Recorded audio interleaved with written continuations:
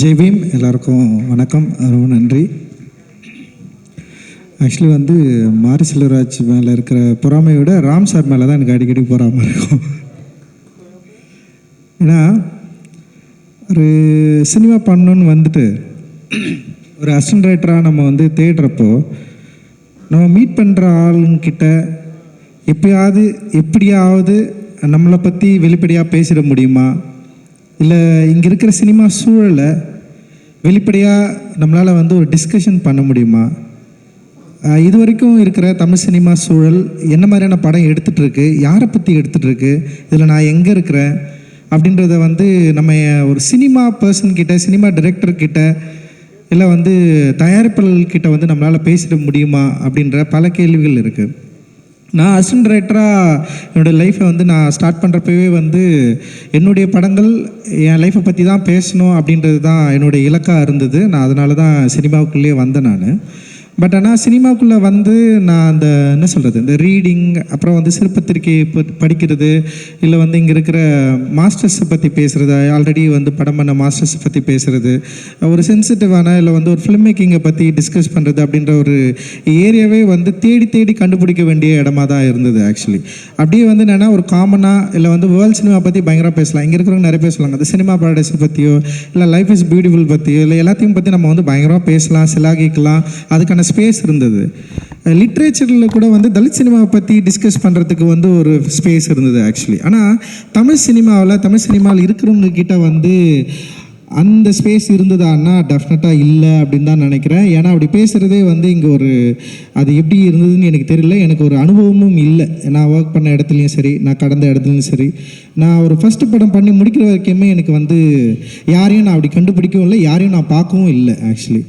அப்போ வந்து என்னுடைய திரைப்படங்களில் வந்து நான் ஃபஸ்ட்டு வந்து ஒரு ஸ்கிரிப்ட் எழுதி முடிச்சுட்டு அதில் வந்து அம்பேத்கர் ஜெயந்தி, அம்பேத்கர் விழாவை கொண்டாடுவதை பற்றி ஒரு எழுதியிருந்தேன். அதை எழுதி நான் ஸ்கிரிப்ட் சப்மிட் பண்ணுறப்போ வந்து அந்த பேஜ் மட்டும் கிழிச்சிட்டு கொடுங்க, ஏன்னா இங்கே இருக்கிற தயாரிப்பாளர்கள் வந்து அதை விரும்ப மாட்டாங்கன்னு சொன்னாங்க. ஸோ அதனாலே நான் என்ன பண்ணேன்னா, எந்த தயாரிப்பாளரையும் நோக்கி நான் போகவே இல்லை. அதாவது பாப்புலராக இருக்கிற தயாரிப்பாளர்கிட்ட நான் போகவே இல்லை, பாப்புலரான ஹீரோ கிட்ட நான் போகவே இல்லை. ஃபஸ்ட்டு நான் போகணும்னு நினச்ச ஒரே ஹீரோ தனுஷ் தான். ஆனாலுமே எனக்கு என்னென்னா வந்து நான் போயிட்டு தனுஷ்கிட்ட போய்ட்டு அவர்கிட்ட வந்து நான் அப்படி ஒரு கதை சொல்ல போகிறேன், நான் இப்படி ஒரு கதை வச்சுருக்கேன், நான் இங்கேருந்து வந்திருக்கிறேன், ஸோ இந்த மாதிரி ஒரு கதை சொல்ல போகிறேன் நான் சொல்கிறதுக்கு கூட எனக்கு வந்து தைரியமே கிடையாது. ஏன்னா இங்கே வந்து ப்ராக்டிஸே இல்லை, மாடலே இல்லை. சரி, இதை எப்படி ஹேண்டில் பண்ணுறதுன்னு எனக்கு தெரியல. அதனால் நான் என்ன சொன்னேன்னா, நான் என்ன நினச்சேன்னா, புது ப்ரொடியூசர்களை நோக்கி நகர்ந்தேன். யார் படமே பண்ணாத ஆட்கள் கிட்ட போயிட்டு நம்ம வந்து பேசலாம், படமே பண்ணாத ஆட்களை நம்ம வந்து மீட் பண்ணலாம். ஸோ அப்படி ட்ரை பண்ணி தான் நான் வந்து ஒரு ப்ரொடியூசரை வந்து கண்டுபிடிச்சேன். அதுக்கு முன்னாடி நிறைய பேர் நான் மீட் பண்ணேன், நிறைய பேர்கிட்ட பேசினேன், நிறைய பேர் வந்து கதை கேட்டாங்க, சில பேர் வந்து இதை புரிஞ்சுக்கிட்டாங்க. நிறைய இடங்களை நான் மறைச்சி தான் நான் வந்து சொல்ல வேண்டியதாக இருந்தது. ஆனால் என்னோடய திரைப்படம் எடுக்கிறப்போ நான் வந்து இது நான் மறைக்காமல் நான் யாருன்றது வந்து சொல்லணும் அப்படின்றது வந்து ஒரு பெரிய வாண்டிங் எனக்குள்ளே இருந்தது. ஸோ நான் அப்படி தான் என்னுடைய திரைப்பயணத்தை வந்து நான் ஆரம்பித்தேன். ஆனால் ராம் சார் மாதிரி ஒரு டிரெக்டரு, அவர்கிட்ட நான் ஒர்க் பண்ணியிருந்தேன்னா ஒரு வேளை வந்து இன்னும் வந்து பயங்கரமாக வந்து என்னுடைய பாலிட்டிக்ஸை இன்னும் வந்து வெளிப்படையாக ஃபர்ஸ்ட் படத்துலேயே வந்து பயங்கரமாக பேசுறதுக்கான ஒரு வாய்ப்பு வந்து எனக்கு கிடைச்சிருக்கோம் அப்படின்னு நான் நினைக்கிறேன். அதை வந்து உண்டாக்கி கொடுத்த உங்களுக்கு, மாரி செல்வராஜுக்கு உண்டாக்கி கொடுத்த உங்களுக்கு, மாரி செல்வராஜுக்கு மட்டும் இல்லை, உங்கள் கிட்ட இருக்கிற ஒர்க் பண்ணுற எல்லா அசிஸ்டன்ட் டைரக்டருக்கும் நீங்கள் கொடுத்துருக்குறீங்க. அண்ட் வந்து ரொம்ப சந்தோஷம். ஏன்னா ரொம்ப சாதாரண விஷயம் கிடையாது. ஒரு டிரெக்டர் வந்து தான் கிட்ட இருக்கிற பசங்களை வந்து படிக்க வைக்கிறது, படிப்பு நோக்கி நகர்த்துறது, அண்ட் வந்து படிப்பு மட்டும் இல்லாமல் நிறைய சாகச வேலையை செய்ய வச்சிருக்கிறீங்க. அவன் நிறைய சொல்லியிருக்கான், அந்த தமிழ் தேசிய இயக்கம் அதுக்குள்ள பூந்து பாம்பு வச்சது அப்படி இல்லை, அது ஒரு கதைன்னு வச்சுக்கல. ஸோ ரொம்ப சந்தோஷமாக இருந்தது. ஒரு வயலண்ட்டாக, அதாவது என்னென்னா ஒரு சொசைட்டிக்காக வந்து ஒரு புஷ் பண்ணி நீங்கள் போங்கடா, இறங்குடா, நில்லுங்கடான்றது இருக்குல்ல. ஸோ அண்ட் அவர் தான் ஃபஸ்ட்டு மாரி என்கிட்ட அனுப்பிச்சார். ஏன்னா மாரி என்கிட்ட வரதுக்கு முன்னாடி மெட்ராஸ் படத்து மேலே அவனுக்கு ஒரு டிஃப்ரெண்ட் ஒப்பீனியன் இருந்தது. அந்த மாரி கேரக்டர், அதில் ஒரு மாரி கேரக்டர், அவனை எதுக்கு நீங்கள் அப்படி பண்ணீங்க, ஏன்னா தலித் கேரக்டரே இங்கே வந்து பண்ணுறதே இல்லை, நீங்கள் ஒரு மாறின்ற கேரக்டர் வந்து அப்படி பண்ணியிருக்க வேண்டிய அவசியம் இல்லைன்னு சொல்லிட்டு அவனுக்கு டிஃப்ரெண்ட் ஒப்பீனியன் இருக்குன்னு அப்படி தான் அவர் பேசவே அனுப்பிச்சார். எனக்கு நல்லா தெரியும், ஞாபகம் இருக்குது. ஸோ அப்படி தான் மாரி செல்வராஜை நான் வந்து பார்த்தேன். மாரி செல்வராஜும் நானும் மீட் பண்ணேன். மாரி செல்வராஜ் சொன்ன கதை வந்து எனக்கு ரொம்ப பிடிச்சிருந்தது. அப்படி தான் நான் வந்து ஆரம்பித்தேன். ஸோ நான் என்ன சொல்ல வரேன்னா, ஏன் இந்த ஸ்பேஸ் ரொம்ப முக்கியமாக இருக்குது, ஏன் நம்ம இந்த சினிமாக்களில் இதை பேசியே ஆகணும், இதை பேச வேண்டிய தேவை என்ன இருக்குது அப்படின்றத வந்து கடந்த ஒரு 10-12 ஆண்டுகளாக நம்ம வந்து தொடர்ந்து இதை வந்து பேசிகிட்டே இருக்கிறோம், ஃபைட் பண்ணிட்டே இருக்கிறோம். ஆனால் இது வரைக்கும் அதுக்கான நியாயம் கிடைச்சதா, இல்லை இதை பேசுறது சரிதான் அப்படின்னு எல்லாரும் ஒத்துக்கிட்டாங்களா, ஏன் இந்த சினிமாவில் நீங்கள் வந்து பேசிதான் ஆகணுமா, ஏன் பேசுகிறீங்க அப்படிலாம் ஒன்றும் அவசியம் இல்லை. எப்பெல்லாம் வாய்ப்பு கிடைக்கிறப்பெல்லாம் ட்ரோல் பண்ணுறதுக்கான நிறைய விஷயங்கள் வந்து இங்கே இருக்கிற ரசிகர்களும் இங்கே இருக்கிற தமிழ் சினிமாவில் இருக்கிற ஆட்களும் வந்து நிறைய பேர் உருவாக்கி கொடுத்துட்டே இருக்கிறாங்க. அதை வந்து இங்கே பாப்புலராக விவாதிக்கிற இடத்துலையும் வந்து ரொம்ப புகழ்பெற்றிருக்கு. எப்படி வந்து எங்களுடைய திரைப்படங்கள் வந்து இங்கே கொண்டாடப்படுதோ அதே அளவு மிக மோசமாக விமர்சிக்கப்படுகிறது, மிக மோசமான வார்த்தைகளை கொண்டு ட்ரோல் பண்ணவும் படுது. ஆனால் இதுக்காகலாம் நம்ம பயந்துருவோம்னா பயப்பட சின்ன வயசுலேருந்து 1008 பிரச்சனையை பார்த்து பார்த்து பார்த்து வளர்ந்து வந்து நிற்கிறேன்னா இதெல்லாம் சாதாரணமான விஷயம் எங்களுக்கு.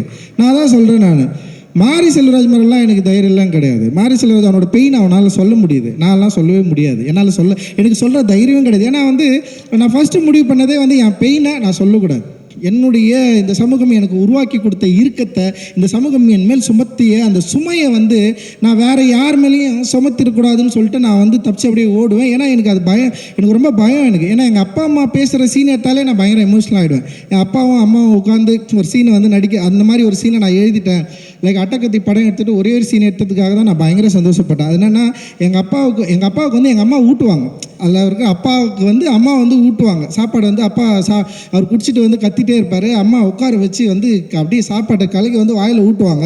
அப்போ பின்னாடி ஒரு பையன் என்ன பண்ணுவான்னா படிச்சுன்னு இருப்பான். அவன் கத்துவான், நான் படிச்சுட்டு இருக்கிறேன், நீங்கன்னா வந்து 2 பேரும் என்ன பண்ணுறீங்கன்னு. அப்போ அம்மா வந்து அவன் பையனை திட்டுவாங்க, ஆடுனா நீ படித்தவொடனே கீழே வேணா அப்படின்னு சொன்னோடனே வந்து உடனே அப்பா வந்து அம்மாவை அடிக்க போவார். அதாவது பையன் படிக்கிறான், அவனை எதுவும் சொல்லக்கூடாது, பச்சாதான் கடவுள்ன்னுவார். எங்கள் அப்பா அடிக்கடி அந்த டைலாக் என்கிட்ட சொல்லுவார். ஸோ அந்த சீனை எடுத்ததுக்காக நான் போய்ட்டு உட்காந்து அழுதுனேன் நான். ஏன்னா வீட்டில் நடக்கிற ஒரு எமோஷ்னலாக ஒரு சின்ன விஷயம் அதை எடுக்கிறதுக்கே என்னால் வந்து முடியாது. ஆனால் மாரி செல்வராஜ் வந்து அவனுடைய ஃபர்ஸ்ட் படத்தில் வந்து ரொம்ப பெயினான ஒரு படத்தை எடுத்துட்டான். நான் கேட்டேன், டே இவ்வளோ பெயினாக ஒரு படம் எடுக்கிறியோ, ஓகேவாடா, உன்னை சுற்றி இருக்கிறவங்களாம் அவன் என்னடா சொல்ல போகிறாங்க அப்படின்னு நான் கேட்டேன் நான். பட் ஆனால் வந்து அவனுக்கு அதை எடுத்து காட்டுறதில்ல, எடுத்து பார்க்குறதில்ல, அதை வந்து மக்கள்கிட்ட வந்து ப்ரெசென்ட் பண்ணுறதில்ல. அவனுக்கு ஒரு பெரிய ஒரு வேட்கை இருக்குது. அந்த வேட்கையுடைய ஒரு தொடர்ச்சியாக தான் அவனுடைய படங்களை நான் பார்க்குறேன், அவனோட ஒர்க் ஆஃப் ஆர்ட்டை நான் பார்க்குறேன். அண்ட் வந்து மாரி செல்வராஜுக்கு இருக்கிற பெரிய பலமே கதை சொல்கிறது தான் நான் நினைக்கிறேன். ஒரு கதையை எவ்வளோ எளிமையாக சொல்ல முடியும் அப்படின்றது தான். இப்போ நான் கூட பேசுகிறப்ப கூட நான் ரொம்ப படபடப்பாக அப்படியே பேசுவேன். என்னால் வந்து ஒரு விஷயத்தை வந்து சொல்லி புரிய வைக்க கூட முடியாது. ஆனால் மாரி செல்வராஜ் ரொம்ப நிதானமாக அவனுடைய மொழியை ரொம்ப நிதானப்படுத்தி ஒரு கதையை வந்து சொல்லி அது மக்கள்கிட்ட கொண்டு போய் சேர்த்து அது வந்து ஒரு ஜனரஞ்சகமான ஒரு மக்கள்கிட்டையும் வந்து அதை பேசுபொருளாக ஆக்குற வல்லமை வந்து மாரியோட மொழியில் இருக்கிறத நான் வந்து உண்மையிலே பிரமிப்பாக பார்க்குறேன். அது வந்து அது ஒரு சாய்ஸ் தான் நான் நினைக்கிறேன். அவனுக்கு வந்து பல விதமாக இருக்கும், ஆனால் ஒரு சாய்ஸை அவன் தேர்ந்தெடுத்திருக்கான். இந்த மொழியை நம்ம இப்படி தான் சொல்லணும், இந்த மாதிரி சொன்னால் மக்கள் வந்து இதை வந்து அக்செப்ட் பண்ண முடியும் அப்படின்ற மாதிரி அவன் வந்து டிசைட் பண்ணி ஒரு லாங்குவேஜை டிசைட் பண்ணி சொல்ல ட்ரை பண்ணுறான். அப்படி தான் நான் அவனுடைய திரைப்படங்களை பார்க்குறேன். பரியரும் பெருமாளாக இருக்கட்டும், கர்ணனாக இருக்கட்டும், அப்புறம் வந்து மாமன்னன், இப்போ பண்ணிட்டு இருக்கிற வந்து இப்போ வாழை அண்ட் வந்து பைசன் முதல் கொண்டு வந்து அவனுடைய லாங்குவேஜை ஒவ்வொரு படத்துலையும் வந்து கொஞ்சம் கொஞ்சமாக அப்படியே உயர்த்திட்டு வந்து அப்படியே மாறி மாறி வந்து ஒரு இடத்துல வந்து நிற்கிறான் அப்படின்னு தான் எனக்கு வந்து தோணுது. இன்னும் வெளிப்படையாக அவனுடைய வாழ்க்கையை பற்றி பேசுவதற்கு வாழை மூலமாக முன் வந்திருக்கிறான். நான் இன்னும் படம் பார்க்கல, என்னை படம் பார்க்க சொல்லி ரொம்ப நாளாக கேட்டுகிட்டே இருக்கிறான். பார்க்குறேன் நான் சொல்லிட்டே இருந்தேன். அண்ட் வந்து நான் ட்ரெய்லர் பார்த்தேன், எனக்கு ரொம்ப கொஞ்சம் பயமாக கூட இருக்கும். அவன் வந்து ரொம்ப கொடுமையாக வந்து சில விஷயங்கள்லாம் காட்டுறப்போ எனக்கு நான் கேட்பேன், டே ஏன்டா இது. இப்போ மாறி மேலே இன்னொரு விமர்சனம் வைப்பாங்க. இப்போ அவன் பெயினை காட்டுறப்போ கைத்தட்டி கொண்டாடுற கூட்டம், அவன் வந்து கர்ணனாக நின்று சண்டை செய்கிறப்போ வந்து அவன் பயங்கரமாக ஒரு வயலன்ஸை வந்து க்ளோரிஃபை பண்ணுறாரு. மோசமாக இல்லை, நான் என்ன தான் எடுக்கணும், எப்படி தான் எடுக்கணும், எனக்கு டீச் பண்ணிட்டே இருப்பியா நீ, எனக்கு தொடர்ந்து கிளாஸ் எடுத்துகிட்டே இருப்பியா, நீ இப்படி பேசு, நீ இப்படி நில்லு, நீ இந்த பக்கம் அப்படி போ, நீ இப்படி எங்களுக்கு சொல்லி காட்டு, எங்களுக்கு புரியவே இல்லை எனக்கு. அப்போது ஒரு மொழியை ஒரு திரைப்படத்தை எப்படி சொல்லணுன்றதை அவன் முடிவு பண்ணுறான். ஒரு படைப்பாளனா அவன் முடிவு பண்ணுறான். அப்போ ஒரு படைப்பாளன் முடிவு பண்ணுறப்போ மிகப்பெரிய ஒரு கொடூரத்தை நீங்கள் நிகழ்த்துறீங்க. என்ன நிகழ்த்துறீங்கன்னா வந்து பரியரும் பெருமாள் தான் நல்ல படம், கர்ணன் அவரை மாமனெல்லாம் நான் மொக்க படமா எனக்கு தெரியல. எனக்கு பரியரும் பெருமாள் ரொம்ப சூப்பரான படம். அதுக்கப்புறம் எனக்கு வாழை தான் பிடிக்கும். ஏன் அப்போ கர்ணன் ஏன் உனக்கு பிடிக்கல? ஏன்னா அவன் திருப்பி அடிக்கிறான். திருப்பி அடித்தா அவனுக்கு பிடிக்காதா? ஏன் திருப்பி அடிக்கிறான்? என்ன பிரச்சனை அங்கே நடந்துட்டுருக்கு? ஏன் அவன் வாய்ஸ் வந்து ரைஸ் பண்ணுறான்? ஏன் வந்து அந்த ரைஸ் பண்ணுறதுக்கான சூழலை இந்த சமூகம் வந்து அவனுக்கு உருவாக்கி கொடுத்துருக்கு? இந்த கேள்வியை நீ உன்கிட்ட எப்போ கேட்டுக்க போகிற? ஸோ அந்த கேள்விக்கான பதிலை நீ தேடாமலே வந்து உனக்கு ரொம்ப ப்ரிவிலேஜாக, ரொம்ப சொஃபஸ்டிகேட்டடாக உன்னை வந்து துன்புறுத்தாமல் உன் நெஞ்சு அப்படியே வருடி, ஓகே நீ வந்து என்னை இப்படி கொடுமைப்படுத்திருக்கிற, அதனால் நான் இவ்வளோ கவலைப்படுறேன் அப்படின்றத நான் வந்து உனக்கு சொல்கிறது மூலமாக நீ ஓகே சூப்பர்ப்பா, இது நல்லா இருக்குப்பா அப்படின்ற ஒரு கம்ஃபர்ட் ஜோன்லேயே நான் படம் எடுக்கணுமா அப்படின்றது தான் இங்கே ரொம்ப முக்கியமான கேள்வியாக இருக்குது. அந்த கம்ஃபர்ட் ஜோனை உடச்சி தான் அவன் கர்ணன் எடுத்தான், அந்த கம்ஃபர்ட் ஜோனை உடச்சி தான் அவன் மாமன்னன் எடுத்தான். அண்ட் இப்போ திரும்பவும் வாழை எடுக்கிறது கூட அவனோட கம்ஃபர்ட்டில் தான் எடுக்கிறான். உங்களுக்காகவோ இல்லை வந்து நீங்கள் வந்து திரும்பவும் வந்து இந்த படத்தை வந்து பயங்கரமாக பரியேறும் பெருமாள் மாதிரி இந்த படம் இருக்குது அப்படின்னு பாராட்டுறதுக்காகவோ எடுத்ததாக நான் நினைக்கல. அவனுடைய விருப்பத்தின் அடிப்படையில், அவனுடைய எண்ணத்தின் அடிப்படையில், அவனுடைய ஒர்க் ஆஃப் ஆர்ட் வந்து அவனை உந்துது இந்த காலகட்டத்தில், இந்த சூழலில் இந்த படத்தை நீ எடுக்கணும்னு சொல்லிட்டு. இப்போ எப்படி பாலுமகேந்திரா சாருக்கு வந்து ஒரு அழியாத குளங்கள் எப்படி இருந்ததோ, அது கிட்டத்தட்ட வந்து ஒரு ஒரு என்ன சொல்கிறது, ஒரு பயோகிராஃபி, ஒரு ஆட்டோபயோகிராஃபியோடு இருக்கலாம் அப்படின்ற மாதிரி என்னுடைய யோசனையாக இருக்காது. ஸோ அந்த மாதிரி வந்து வாழையாக இருக்கலாம். என்னை பொறுத்த வரைக்கும் மாரி செல்வராஜ் எல்லா படமும் ஆட்டோபயோகிராஃபி தான். என் படம் எல்லா படமும் ஆட்டோபயோகிராஃபி தான். அட்டகத்திலிருந்து என்னுடைய வாழ்க்கையை நான் திரைப்படமாக எடுத்துகிட்டே இருக்கிறேன். என் அப்பாவது எடுத்தேன், தாத்தாவது எடுத்தேன், இதுக்கு முன்னாடி எடுத்தேன், அதில் எல்லாமே என்னுடைய ரூட் இருக்குது. ஸோ அப்படி தான் நான் இதை நினைக்கிறேன். ஸோ இந்த படம் வந்து அந்த அளவில் மக்கள்கிட்ட வந்து ஒரு பெரிய வரவேற்பை பெறும்னு நான் நினைக்கிறேன். ஆனால் மாரி செல்வராஜ் இருக்கிற மாதிரி வேறு லெவலில் எல்லா டைரக்டருக்கும் படம் காட்டி வேறு வழியில் நீங்கள் இதை பேசி தான் ஆகணும்னு சொல்லிட்டு பேச வச்சு ரொம்ப ஆச்சரியமாக இருக்குது. எனக்கு ரொம்ப கூச்சமாக இருக்கும் யாருக்காவது மெசேஜ் பண்ணி கேட்குறது கூட வந்து அவங்க ஏதாவது நம்ம படம் பார்த்துட்டு நல்லா இருக்கா நல்லா இல்லையா அட்லீஸ்ட் வந்து ஒரு விமர்சனம் சொல்லுவாங்க கூட நம்மளாம் எதிர்பார்த்துருக்கேன். நான் ஒரு அட்டகத்தி படத்துக்கு அப்புறம் வந்து நான் இவ்வளோ படம் எடுத்துருக்கேன்னு வச்சுங்களேன். ஒரு சின்னதாக வந்து நம்ம படம் நமக்கு பிடிச்ச இயக்குநர்கள் கூட சொல்கிறேன், ஒரு சின்னதாக ஒரு நல்லா இல்லைன்னு கூட சொல்லிட்டோம், எனக்கு பிரச்சனையே இல்லை, எப்பா இந்த படம் எடுத்துருக்கப்பா, எனக்கு பிடிக்கலப்பா, நீ இப்படி பண்ணியிருக்கலாம்ப்பா அப்படின்னு ஒரு சின்ன டிஸ்கஷன் கூட இங்கே யாரும் அவ்வளோ ஈஸியாக வந்து இங்கே தயாராக இல்லை. ஆனால் தம்பி என்ன பண்ணிட்டான்னா எல்லா டைரக்டருக்கும் வலிச்சு படத்தை போட்டு நீ இந்த படத்துக்கு வந்து கருத்து சொல்லியே ஆகணும்னு சொல்ல வச்சு அண்ட் வந்து ரொம்ப சந்தோஷமாக இருக்குடா இதை பார்க்குறதுக்கு. ஏன்னா படைப்பை பார்க்க வேண்டிய தேவை இருக்குது இங்கே. ஏன்னா இங்கே வந்து ரொம்ப ஈஸியாக இருக்குல்ல, ஒரு படம் இந்த படம் பார்க்கலாம் இல்லை பார்க்க வேணான்றது வந்து ஸ்கிப் பண்ணுறதுக்கு ரொம்ப ஈஸியான ஒரு சாய்ஸை நம்ம வந்து இங்கே இருக்கிற காலநிலை, இந்த சூழல், அப்புறம் அவங்களுடைய ஒர்க் ப்ரெஷர் வந்து உருவாக்கி வச்சிருக்கு. ஸோ அது என்ன ஆகுதுன்னா வந்து விமர்சன மதிப்பீட்டில் வந்து ஒரு ஒர்க்கை வந்து வேல்யூ பண்ணாமல் ஒரு ஒர்க்கை பார்க்காமலே வந்து அதை வந்து இல்லை நான் பார்க்கல அப்படின்னு சொல்லிட்டு ஒதுங்கி போகிறது இருக்குல்ல. ஸோ அது இங்கே நடக்குது. நான் இல்லைன்னு சொல்ல, எல்லா படங்களும் எல்லா டைரக்டரும் அப்படின்னு நான் சொல்லலை. சில பேர் வந்து நம்ம விரும்புகிற ஆட்கள் அப்படி இருக்கிறத நம்ம வந்து பார்க்க முடியுது. ஸோ அது எனக்கு சில டைம் வந்து கொஞ்சம் யோசனையாக இருக்கும். ஆனால் இந்த படத்தை வந்து அவன் என்ன பண்ணுறான்னா, அதாவது தத்துவங்கள் பால் ரைட்டு தப்பு அப்படின்லாம் இல்லை, இங்கே ரைட்டு லெஃப்ட்டு அது மாதிரி எதுவுமே இல்லாமல் எல்லா டைரக்டர்கிட்டையும் காட்டி இந்த படத்தை வந்து அவங்களுக்கு என்ன உணர்வை உருவாக்கி கொடுத்துருக்கு அப்படின்றத வந்து அவன் காட்டினது, அவங்க பார்க்க வச்சுது அப்படின்றது ரொம்ப முக்கியமானது. பார்க்கணும், படத்தை பார்க்கலன்னா இந்த லைஃப் என்னன்றதே வந்து எல்லோருக்கும் தெரியாமல் போகும்ல. நிறைய பேர் வந்து நம்ம வந்து படம் பார்க்குறதே இல்லை அப்படின்றது தான் இங்கே ஒரு பிரச்சனையாக இருக்குது. ரொம்ப அது சொல்ல வேணாம்னு நினைக்கிறேன், சரி ஓகே விட்டு. ஏன்னா ஒரு டைரக்டர் தான் ரொம்ப பிடிக்கும், ரொம்ப நாளாக பாருங்கள் அவர் என்ன பண்ணுறாருன்னா படம் பார்த்துட்டாரு, ஆனால் நான் உன் படம் பார்த்துட்டேன்னு கூட சொல்ல மாட்டேன்றாரு அவர். ஆனால் அவர் ஏன்னா எனக்கு நல்லா தெரியுது, எனக்கு அவங்க கூட படம் பார்த்தவங்களே என்கிட்ட சொல்கிறாங்க. பட் ஆனால் அந்த டைரக்டரே உட்கார பார்க்க வச்சு அவர் ஒன்று பார்த்து எடுத்து போட்டிருக்கோம், சமமாட்டுறது. ஸோ இது மாதிரியெல்லாம் நிறைய வேலைகளை வந்து பண்ணியிருக்கிறோம். உண்மையிலே இல்லை, இது வந்து நான் விமர்சனத்துக்காக கேலி கிண்டலுக்காக இல்லைடா, ரொம்ப சந்தோஷமாக சொல்கிறேன். நம்முடைய படைப்பை பார்க்க வேண்டிய தேவை இருக்குது. அந்த படைப்பை இப்போ வந்து என்னென்னா ஆடியன்ஸ் பார்க்குறாங்க இல்லைன்றது வந்து அவங்களுடைய சாய்ஸாக இருக்குது. ஸோ ஆனால் வந்து நம்முடைய என்ன சொல்கிறது, ஒரு ஒர்க் ஆஃப் ஆர்ட்டை இங்கே நிகழ்த்துறப்போ அங்கே ஒர்க் ஸ்பேஸில் இருக்கிற ஆர்டிஸ்ட்டுங்க இந்த படத்தை பார்த்து அவங்களுக்கு இது என்ன மாதிரியான யோசனைகளை விளைவுகளை உருவாக்குது அப்படின்றத வந்து அவங்க ஷேர் பண்ணுறது மூலமாக இது டெஃபினட்டாக இது வந்து நெக்ஸ்ட் லெவலுக்கு போகும். இந்த ஷேரிங் வந்து ரொம்ப ரொம்ப முக்கியமானதாக நான் வந்து பார்க்குறேன். அந்த வகையில் வந்து நிறைய பேர் வந்து அவங்களுடைய வித்தியாசமான உணர்வுகளை வந்து வெளிப்படுத்தினாங்க. குறிப்பாக அழகம்பெருமாள் வந்து பயங்கர எமோஷ்னலாக பேசினார். ரொம்ப அவர் அந்த மொழியில் அவர் இந்த படத்தை வந்து கனெக்ட் பண்ணிக்கிற விதத்தை வந்து அவர் வந்து பேசினது வந்து நான் பயங்கரமாக மூவ் ஆனேன். அண்ட் டெஃபினட்டாக வந்து அதே மாதிரி மக்களுக்கும் வந்து இந்த படம் வந்து ஒரு பெரிய ஒரு மகிழ்ச்சியையும் ஒரு கொண்டாட்டத்தையும் இதே பெயினையும் வந்து கொடுக்கும் அப்படின்னு வந்து நான் ரொம்ப சாலிடாக வந்து நம்புகிறேன். அண்ட் இந்த படத்தில் நடிச்சிருக்கிற எல்லாருக்குமே என்னுடைய வாழ்த்துக்கள். குறிப்பாக கலையரசனுக்கு வர நிறைய பாராட்டுகள்லாம் இங்கே வந்து கிடைச்சது. And thank you.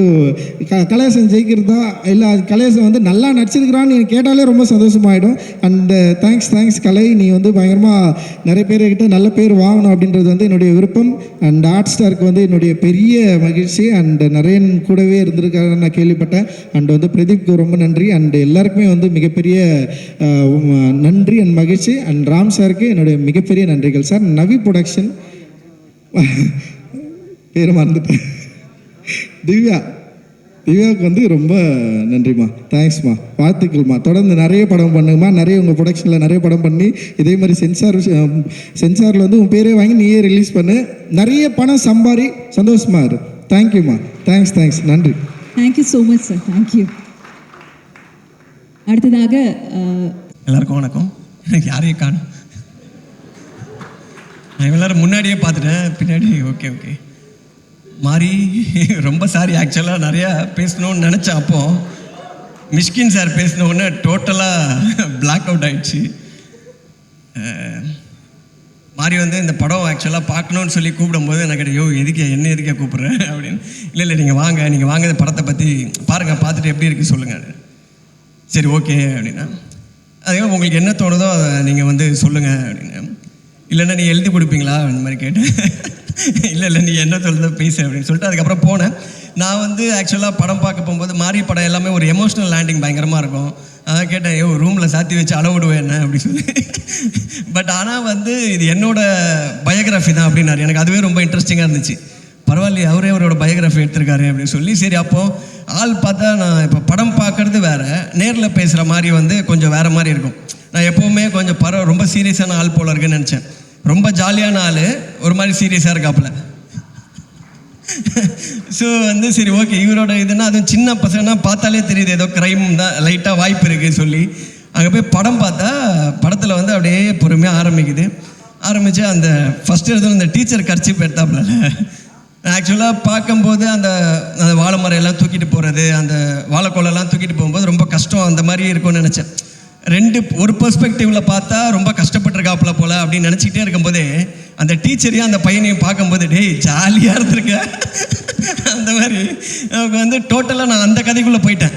அது பார்த்தா எல்லாமே அதுக்கப்புறம் எனக்கு அந்த லைஃப்பில் ஆக்சுவலாக அதை பார்க்கும்போது வந்து ஒரு சைடு அதில் இருக்க கஷ்டங்கள் எல்லாமே அந்த எமோஷன் இதெல்லாமே புரியுது. பட் அதர் சைடு வந்து ரொம்ப சந்தோஷமாக இருந்திருக்கு.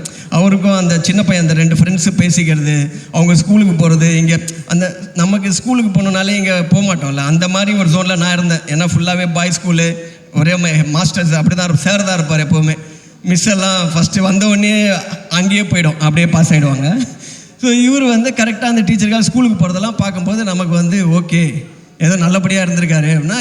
இப்போது மிடில் ஸ்கூல் முடிச்சிருப்பாருன்னு நினைக்கிறேன். இன்னும் ஹை ஸ்கூல் இருக்குது, ஹையர் செகண்டரி இருக்குது, காலேஜ், நிறையா டீச்சர்லாம் இருந்திருப்பாங்க. எதுவுமே சாதாரணமாக கடந்து போன மாதிரி தெரியல. பட் இதை இவ்வளோ சந்தோஷமாக இந்த மாதிரி நிறைய அந்த ஃபன் மொமெண்ட்ஸோடு இந்த படத்தை வச்சுருக்கிறது வந்து அந்த படத்தில் என்ன சொல்கிறது, ஒரு ஜென்ரல் ஆடியன்ஸுக்கு ஒரு என்டர்டெயின்மெண்ட் சென்டருக்காக இந்த படம் இருக்குமா, இல்லை ஃபுல்லாகவே வந்து ஒரு பதிவாக மட்டுமே இருக்குமா அப்படின்னு பார்க்கும்போது இந்த மாதிரி விஷயங்கள் வந்து அது இன்னும் கொஞ்சம் கமர்ஷியல் ஆடியன்ஸுக்கு மேபி நம்மள மாதிரி கொஞ்சம் ஃபன் எதிர்பார்க்குறாங்களே அவங்களுக்கு வந்து நிறையவே ஃபன் இருக்குது அது உள்ள. ஆனால் இது எல்லாமே நீங்கள் தான் பண்ணீங்களா? கொஞ்சம் அப்போ என்ன ஒரு 10 வயசு இருக்குமா? பையன் வயசா? அதான் பையன் டீச்சரையே பார்க்குறான் திருப்பி. ஸோ இந்த மாதிரி இன்னும் நிறைய ஃபன் சைடும் இருக்குது. பட் அந்த படம் முடியும் போது தான் வந்து அதில் இவ்வளோ ஏன்னா அவர் என்ன மாதிரி விஷயம்லாம் எனக்கு தெரியாது. ஃபஸ்ட்டு இது ஆல்ரெடி புக்கில் எழுதியிருக்காருறாங்க. நம்ம எங்கே புக்கு படித்தது, நம்ம படித்த புக்கே டோட்டலாக வேறு. ஸோ அதில் எனக்கு தெரியாமல் பார்த்தா கடைசியில் அந்த அப்படி ஒரு எமோஷ்னல் லேண்டிங் அந்த படத்துக்கு இருக்காது. முடித்தோன்னே அதோட ரியல் ஃபோட்டோ பிக்சர் ஒன்று போட்டார். அப்போ தான் நமக்கு வந்து அந்த கொஞ்சம் ஹார்ட் வந்து இன்னும் ஹெவி ஆகிடுச்சு. ஏன்னா அது ரியலாக நடந்த சம்பவம், அதில் ஒரு ஆள் தான் இவர் அப்படின்றது எல்லாமே அதுக்கப்புறம் பின்னாடி தான் தெரிய வந்துச்சு. பட் அந்த சோகத்தோடையே வெளியில் வரும்போது திருப்பி நான் டீச்சருக்கே போயிட்டேன். அதனால் எனக்கு ஹாப்பியாக கட்டி பிடிச்சி நல்லா இருந்தது. ஸோ நம்ம வந்து இதில் அந்த எமோஷ்னல் சைடும் இருக்கும், அதோட ஃபன் சைடும் இருக்கும். ஒரு நல்ல அந்த ஒரு ரொம்ப ரூட்டடாக அந்த காஸ்டிங்கெல்லாம் மாறாமல், ஏன்னா அந்த லாரியிலலாம் வந்து கும்பலாக நிறைய பேர் உட்கார வச்சுருக்காரு. எத்தனை பேர் உட்காருவாங்கன்னு தெரியாது. அது வேறு ரொம்ப ரியலாக இருக்கணும்னு பள்ளத்தில் இறக்கி லாரியை கவுத்துருவாரோன்னு எனக்கு ஒரு பயமாக ஒன்று வேறு இருந்துச்சு. அப்புறம் தான் யாருமே உட்கார மாட்டாங்க. இப்போ இந்த மாதிரி நம்ம ஜூனியர் ஆர்டிஸ்ட்லாம் கூப்பிட்டு உட்கார சொன்னால் அவங்க லாரியிலேருந்து அங்கேருந்து சாரி சொல்லிட்டு அந்த பக்கமாக கிளம்பிடுவாங்க. அது ரொம்ப நேச்சுரலாக இருக்கும். லாரி இப்படி போகுது அப்படி போகுது. அப்புறம் பார்த்தா ஃபுல்லாக சொந்தக்காரங்களே நிறைய பேரை வச்சு லாரியிலேயே கட்டி போட்டிருக்காரு நினைக்கிறேன் மேலே. இல்லைன்னா அதுக்கப்புறம் சொன்னார், நானும் உள்ளே தான் உட்காந்துருந்தேன், அதனால் உங்களோட உங்கள் சொந்தக்காரங்க எல்லாம் தெளிவாக இருந்திருக்காங்க. ஸோ இந்த மாதிரி நிறைய விஷயம் இருக்குது. இன்னும் மாறி வந்து அவரோட இப்போ அந்த லைஃப், அவரோட பேக் ட்ராப் இதெல்லாம் பார்க்கும்போது நல்லா இன்ட்ரெஸ்டிங்காக இருக்குது. அதோட ஃபன் சைடும் இன்னும் நல்லா நீங்கள் எக்ஸ்ப்ளோர் பண்ணிங்கன்னா இன்னும் வந்து நல்லா இருக்கும்னு நினைக்கிறேன். சேம் இதே மாதிரி நிறைய படம் எடுங்க மாதிரி நிறையா கதை இருக்கும், தெரியுது, பார்த்தால் தெரியுது. ரொம்ப தேங்க்ஸ், கூப்பிட்டதுக்கு ரொம்ப சந்தோஷம். படத்தில் நடித்தவங்க எல்லாருமே ரொம்ப நல்லா நடிச்சிருந்தாங்க. இதை நான் சொல்ல வேணாம், இதெல்லாம் நிறைய எல்லாருமே சொல்லிட்டாங்க. எல்லா காலியான சேருமே அதெல்லாம் தாண்டி தான் இப்போ நான் ஒரு சேரை காலி பண்ண போகிறேன். ஸோ கூப்பிட்டதுக்கு எல்லாரும் ரொம்ப தேங்க்ஸ், நன்றி. ஒரே ஒரு கேள்வி மட்டும் உங்ககிட்ட. இப்போ மாரி சார் வந்து கிட்டத்தட்ட பார்த்துக்கிட்டிங்கன்னா ஒரு ஸ்டார்ட் கொடுத்துருக்காங்க, டிரெக்டர்ஸோட பயோகிராஃபி, அவங்களோட ஒரு குறிப்பிட்ட பருவம் வந்து அவர் எடுத்திருக்காங்க. நெல்சன் அவர்களுடைய ஒரு பயோகிராஃபி நம்ம எடுக்கணும்னா எந்த ஒரு போர்ஷன் ரொம்ப இன்ட்ரெஸ்டிங்காக இருக்கும், அதை பற்றி சொல்லுங்க. எடுக்க முடியாத பருவமாக இருக்குது ஃபுல்லாக. எந்த பருவத்தையும் எடுக்க முடியாது. யாராவது எடுத்தா வேணா அது கொஞ்சம் நம்ம தான் அந்த கர்ச்சீஃப். ஆனால் எனக்கும் அந்த கர்ச்சீஃப் எடுக்கணும்னு தோணி இருக்கு. ஒரு நாள் கூட தைரியம் வந்ததில்லை. அப்படியே பார்த்துனே இருப்பேன். ஏன்னா பார்த்தாலே நம்மளை அந்த கிளாஸில் யார் இதை எடுத்திருப்பானாலே, யாரோ எடுத்திருந்தா கூட நம்மளை தான் பிடிப்பாங்க. அந்த மாதிரி இருக்கனால அந்த சைடே போகிறதில்ல. ஆனாலும் ரொம்ப தைரியம்ப்பா, அதை வச்சு புக்கில் வச்சு அவங்கக்கிட்டே மாட்டி. அந்த டீச்சரும் ரொம்ப நல்லவங்க. ஆக்சுவலாக நம்ம டீச்சர்லாம் வெளுத்துருவாங்க அங்கேயே. பரவாயில்ல, அந்த டீச்சரும் உனக்கு ஏற்ற மாதிரி அந்த இதெல்லாம் கர்ச்சீஃப்லாம் கொடுத்து ரொம்ப சந்தோஷமாக இருந்துச்சு. தேங்க்யூ. நம்மள்ட்ட எடுக்கவே முடியாது, எடுக்க முடியாதுங்களா? தேங்க்யூ. அடுத்த வார்த்தை என்ன தெரியக்கூடாதுன்னு நான் பேசுகிறேன் ஆசைப்படுறேன். ஏன்னா நான் அடுத்த வார்த்தை தெரிஞ்சிச்சுன்னா நான் நல்லா பேசுகிறேன்னா, வெற்றிமாறன் நல்லா பேசுகிறேன்னா, ராம் நல்லா பேசுகிறேன்னான்னு இப்படி ஆகிடும். அதனால நான் கெட்ட வார்த்தைகள் பேசுகிறதையும் தயவுசெய்து பொறுத்துக்கங்கன்னு சொல்ல வரேன். ஒரு பெண்ணை பார்த்து நீ நல்லா இருக்கமா, அழகாக இருக்கமா சொன்னா, அடிங்க என்ன மாதிரி இருக்குடி அப்படின்னு சொன்னால் தான் அவள் அழகு. அப்படி சொல்ல விடுங்க. இன்னைக்கு ரொம்ப வருத்தத்தோடு நான் மேடையை விட்டு இறங்குறேன். நான் எதுவுமே பேசலை.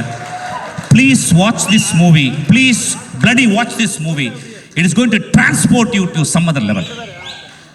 ஒரு குரசவாவையும் ஒரு பிரஸ்தானையும் நான் கண்டுபிடிச்சிக்கன்னு தான் சொல்லுவேன். நான் மாரி செல்வராஜையும் கொட்டுக்காளியினுடைய டைரக்டர் வினோத் ராஜையும் என்னுடைய ஆதர்சமான என்னுடைய நண்பர்கள்.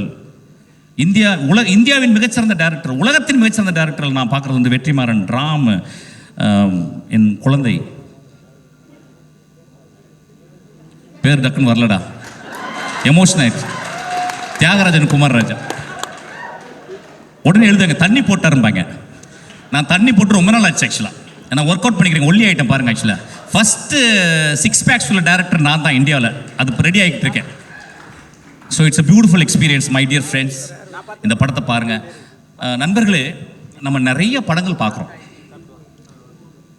நிறைய படம் பார்க்குறோம். அதாவது வந்து எந்த ரீசனுமே இல்லாமல் ஒரு தேட்டருக்குள்ளே போகிறோம், எந்த ரீசனும் இல்லாமல். ரொம்ப சீப்பான படங்கள்லாம் இந்த கண்கள் வந்து எக்ஸ்போஸ் ஆகுது. ரொம்ப மோசமான டைலாக்லாம் வந்து இந்த காதுகள் எக்ஸ்போஸ் ஆகுது. இந்த ஒரு வாழை மரத்தை தொட்டிருக்கீங்களா? வாழை மரத்தை அறுக்கும் போது ஒரு கிராக் அப்படின்னு ஒரு சவுண்டு கேட்கும், அதை கேட்டிருக்கீங்களா? வாழையினுடைய பழத்தை வந்து மேலே ஏறி பறித்து அந்த படத்தில் அப்படி ஒரு குழந்தைக்கு கொடுக்குறான், அப்படி அதை உரிச்சு சாப்பிட்ருக்கீங்களா? That is a most primal experience. அதெல்லாம் நம்ம விட்டுட்டோம். ஆக்சுவலாக I am very happy this movie. இந்த படம் நிச்சயமாக மக்களை, அதை சொல்லணேன். சில படங்கள் வந்து அது வந்து மக்கள்கிட்ட எப்படி ரீச் ஆகும்னா, நீங்கள் சாவர வரைக்கும் இந்த படத்தை பார்ப்பீங்க. இந்த படத்தை ஓடிடியில் வந்த பிறகு உலகத்தில் உள்ள எல்லாருமே பார்ப்பான். ஸ்பானிஷ் அமெரிக்காவில் அங்கே வந்து ஸ்பானியர்ஸில் அங்கே வாழைமரம் இருந்தால், மெக்சிகோவில் வாழைமரம் இருக்கான், அவன் பார்த்து அவன் ஐடென்டிஃபை பண்ணிப்பான். அந்த மாதிரி ஒரு படம். எனக்கு ரொம்ப சந்தோஷம். இந்த படத்தில் வந்து நிறைய பேர் நடித்தாங்க. அவன் பேர் டே கலையரசா ராஸ்கல் எந்திரா. அவன் வந்து நான் தான் அவனை அறிமுகப்படுத்தினேன். ஃபுல் கஞ்சா அடிச்சு வந்த மாதிரி வந்தான் ஆக்சுவலாக என் படத்தில். வந்து நடித்து கொஞ்சம் நிறையாவே பேசுவான். ஊர்லாம் பேசுவான். அவன் என்ன பர்ஃபார்ம் பண்ணியிருக்கான், வா. அவன் அந்த வாழ்க்கையை பார்த்துருக்க கூட மாட்டான்.